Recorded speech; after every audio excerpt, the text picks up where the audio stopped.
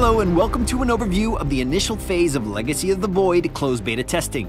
We're psyched to stand on the cusp of the first public look at Legacy since BlizzCon 2014 and wanted to give you a summary of what you can expect given the last few months of development. Much has changed since our reveal last November, and though we will not be able to cover all of it in this video, you can check out the companion blog posted on the StarCraft2 website for a complete rundown. Let's take a look at what you'll see as we kick things off. Archon mode will be available for testing out of the gate, and we're anxious to get your thoughts. This mode allows two players to control a single army at the same time, presenting an exciting new cooperative experience of StarCraft 2. With the support of a friend, there is the potential to play at a capacity you would be incapable of alone. It's also a great way to ease a friend into StarCraft who may have never played previously. Next, we have been experimenting with the game's economy system by adjusting the number of resources available at base locations. We are interested in providing a resource advantage to players willing to aggressively expand and defend their base count.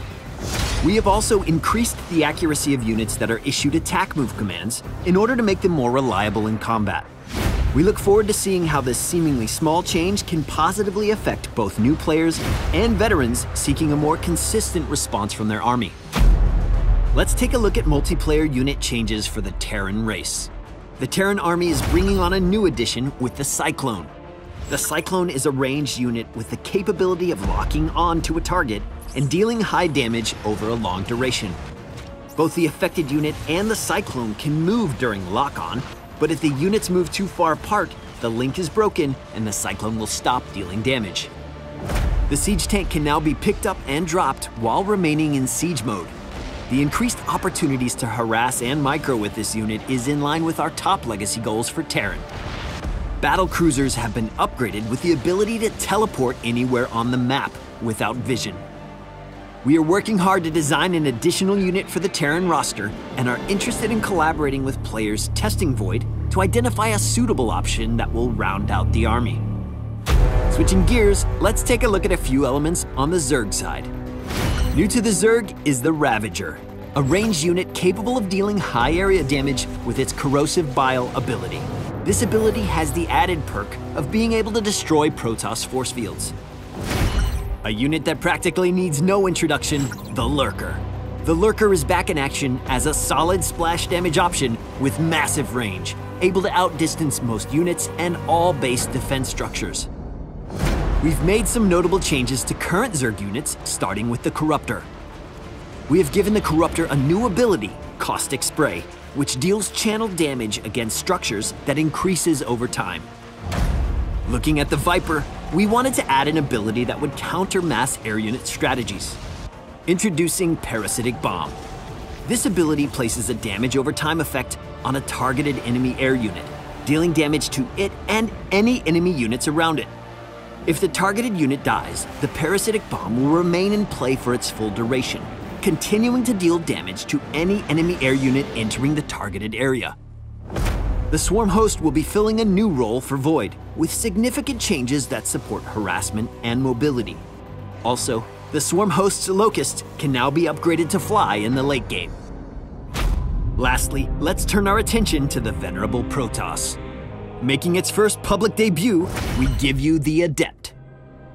The Adept is a ranged unit that deals damage to ground units only, and is also capable of sending out a shade of itself to a target location. This shade can't deal damage or be damaged, but can be movement controlled. While the shade is deploying, an Adept will function normally in combat. Then, after a set duration, the Adept will teleport to the location of its shade. Also new in Legacy is the Disruptor. The Disruptor is a micro-intensive splash damage option that warps in at the robotics facility. This unit can go into an invulnerable energy form and after a short duration, deal burst damage to all units around it.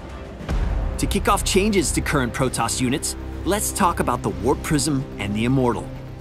The Warp Prism can now pick up units from a distance, while the Immortal has exchanged its Hardened Shield passive for an activated shield ability.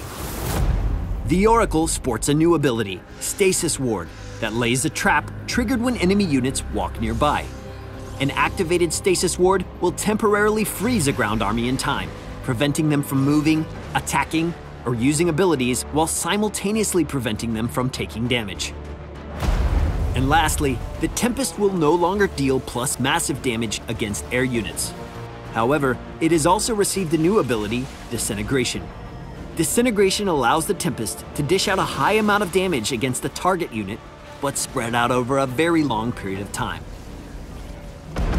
The changes coming with Legacy of the Void are a lot to take in. We truly think we've built a version of StarCraft 2 that is more fast-paced and exciting than ever before. Whether it is in the myriad of new micro options available for units and abilities, or the possibility of pushing aggressive resource strategies on multiple bases, Legacy of the Void will be full of opportunities to showcase yourself as a player. It won't be long now, as we will begin issuing closed beta invites starting on March 31st. Be sure to check out our companion blog for more info, and don't forget to sign up for the Legacy of the Void beta test to get involved.